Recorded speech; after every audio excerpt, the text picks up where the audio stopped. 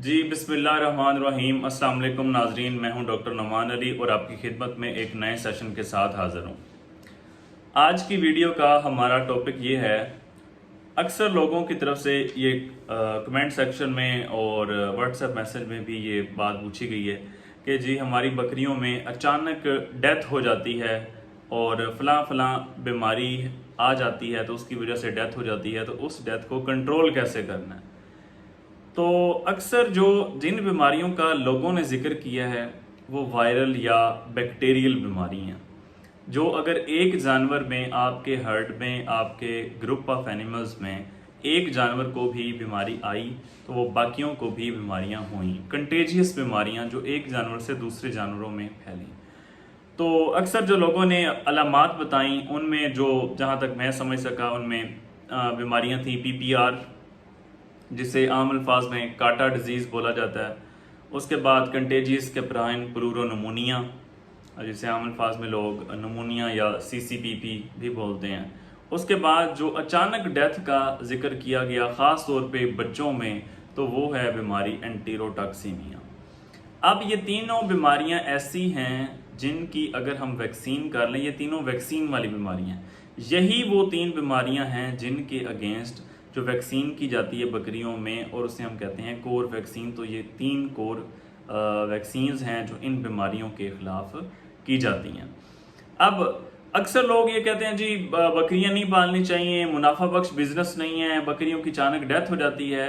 तो भाई ये तीन बीमारियों के खिलाफ अगर आप वैक्सीन करवा लें तो इसके अलावा जो बीमारियां होती हैं वो बिल्कुल नॉर्मल सी हैं, बर वक्त ट्रीटमेंट हो सकता है उनका, जानवर को बचाया जा सकता है। मोशन हो गया, नज़ला ज़ुकाम हो गया, कब्ज़ वगैरह हो गई, तो ऐसी गैस वगैरह हो गई, ऐसी छोटी छोटी बीमारियां हैं जिनका अगर आपको नॉलेज हो प्रॉपर तो बर वक्त इलाज करके जानवर की जान को आप बचा सकते हैं।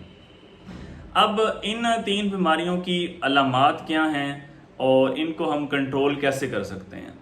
सबसे पहली जो बीमारी है पीपीआर की, वायरल डिजीज़ है। इसके अंदर कौन सी अलामात जानवर जो है वो शो करता है, उसमें यह है कि जानवर के मुंह के ऊपर ख़ास तौर पे और हैवाने पे भी दाने वगैरह निकल आते हैं, ठीक है, छाले वगैरह निकल आते हैं। बाज़ औक़ात ज़ुबान पे भी निकल आते हैं, लेकिन ज़्यादातर मुंह के बाहर निकलते हैं। उसके बाद इससे जानवर को नमूनिया भी होता है और नमूनिया के साथ डायरिया, रिक वगैरह भी लगती है।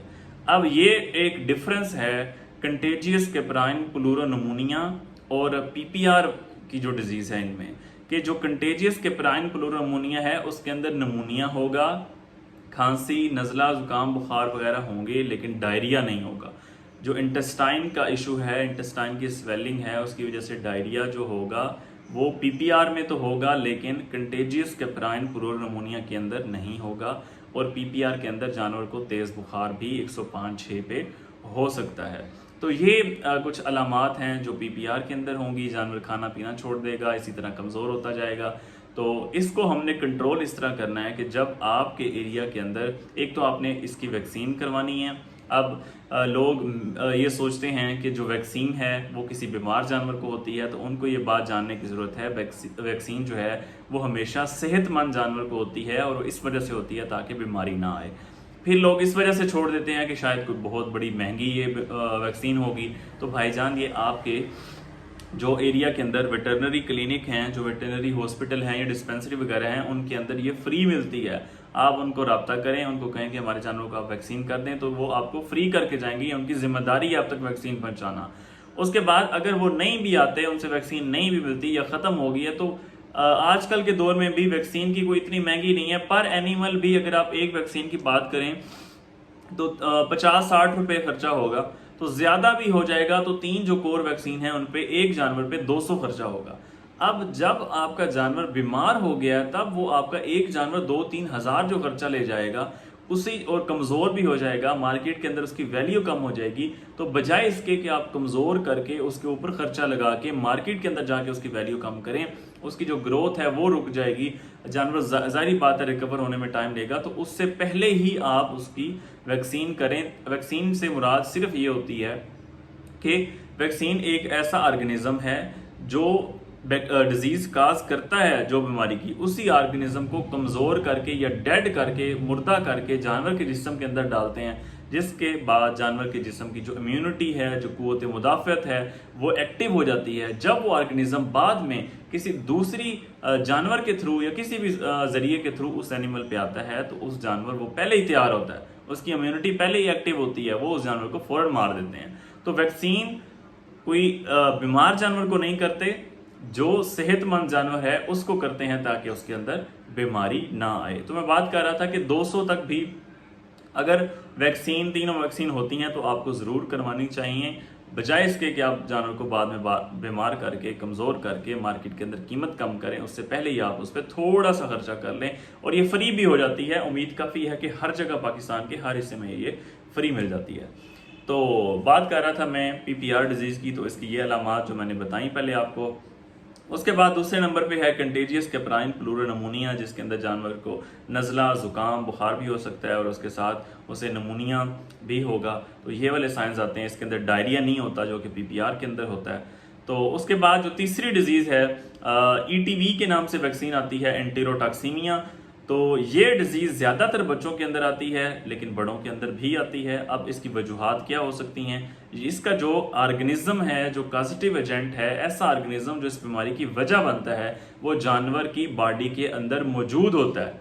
लेकिन जब उसे फेवरेबल कंडीशन, अच्छा इन्वायरमेंट मिलता है, अच्छे इन्वायरमेंट से मुराद ये है कि जब जानवर को कार्बोहाइड्रेट की तादाद ज़्यादा मिलती है, अगर बच्चा है तो वो ज़्यादा, अगर उसने दूध पी लिया, अगर बड़ा जानवर है तो उसे अगर ज़्यादा गंदम वगैरह खिला दी फॉर एग्जांपल, तो उसे कार्बोहाइड्रेट ज़्यादा मिलेंगे, एनर्जी ज़्यादा मिलेगी, तब ये ऑर्गेनिज्म एक्टिव हो जाता है।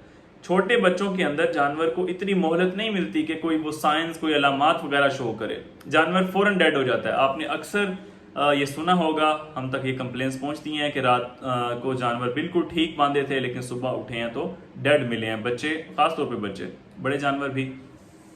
तो अगर बच्चों के अंदर दूध ज़्यादा पिला दिया हमने, उसके बाद ये ऑर्गेनिज्म एक्टिव हो जाता है और टॉक्सिन पैदा करता है और उसकी वजह से जानवर की कुछ ही देर में, साइंस शो करने से पहले भी डेथ हो जाती है। बड़े जानवरों के अंदर अगर ज़्यादा गंदम या कोई एनर्जी सोर्स, कोई कार्बोहाइड्रेट का सोर्स हमने ज़्यादा खिला दिया है तो ऑर्गेनिज्म एक्टिव हो जाता है। कुछ साइंस वगैरह, नर्वस साइंस भी पैदा हो सकते हैं, तो जानवर कमज़ोर, डलनेस, ये वो शो करता है, उसके बाद जानवर की डेथ हो जाती है। तो ये जो वैक्सीन वाली बीमारियां होती हैं, इनका ट्रीटमेंट मुश्किल होता है ज़रा, ख़ासतौर पे PPR, उसमें रिकवरी थोड़ी कम होती है, चांसेस ऑफ डेथ ज़्यादा होते हैं। जो एंटेरोटॉक्सीमिया है उसके अंदर भी रिकवरी कम है, चांसेस ऑफ डेथ ज़्यादा हैं। CCPP में फिर भी इन दोनों की बनिस्बत बतरीज जो है वो रिकवरी हो जाती है। तो वैक्सीन वाली जो बीमारियां होती हैं उनके लिए बेहतर है कि आप इलाज से पहले आप परहेज़ करें और वैक्सीन करवा लें। वैक्सीन इसीलिए होती है कि इसके बाद जो इलाज करना है वो मुश्किल हो जाता है। तो इसलिए गोट फार्मिंग पे कामयाबी का राज भी यही है कि आप जानवरों की, आपकी डेथ रेशो जो है वो कम होनी चाहिए। तो अक्सर लोग जो कंप्लेन करते हैं तो वो बताते हैं कि इस तरह अचानक डेथ हुई, तो खुदारा अपने जानवरों को वैक्सीन करवाएं, मुफ्त मिलती है, बहुत कम कीमत में मिलती है, बजाय इसके बाद में आपको नुकसान उठाना पड़े और बाद में आप ये कहें कि गोट फार्मिंग एक मुनाफे बख्श बिजनेस नहीं है, इसमें डेथ रेशो ज़्यादा है, नुकसान बहुत हो जाता है। तो इस तरह आप वैक्सीन करके इस जो आपका नुकसान है से बच सकते हैं। उसके बाद अक्सर ये सवाल किया जाता है कि वैक्सीन को करवाना कब है। तो जो PPR की वैक्सीन है वो साल में अगर एक बार भी हो जाए तो काफ़ी है। इसकी इम्यूनिटी वैसे 2 से 3 साल तक भी रहती है, तो कम से कम ये 3 साल में एक बार तो होनी चाहिए। लेकिन इसका एनुअल बूस्टर जो है वो आपको ज़रूर लगवाना चाहिए, ठीक है, क्योंकि ये ख़तरनाक बीमारियाँ हैं। तो उसके बाद साल में एक बार लगती है।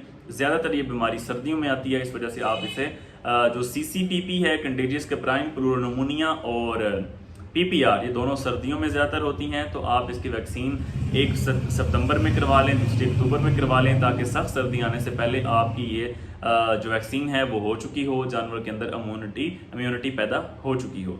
उसके बाद जो एंटेरोटॉक्सीमिया की वैक्सीन है वो साल के अंदर आप 2 बार करवा सकते हैं, 6-6 महीने के वक्फे से एक बार जनवरी में करवा लें, उसके बाद 6 महीने में आप दोबारा करवा लें। और इसके अलावा आप इसकी इंफॉर्मेशन अपने जो आपका वेटनरी हॉस्पिटल है करीब, आपके करीब जो वेटनरी डिस्पेंसरी है, वहाँ से इसकी मालूमात भी ले सकते हैं कि जब ये वो कब करके देते हैं, कब वैक्सीन उनके पास अवेलेबल होती है।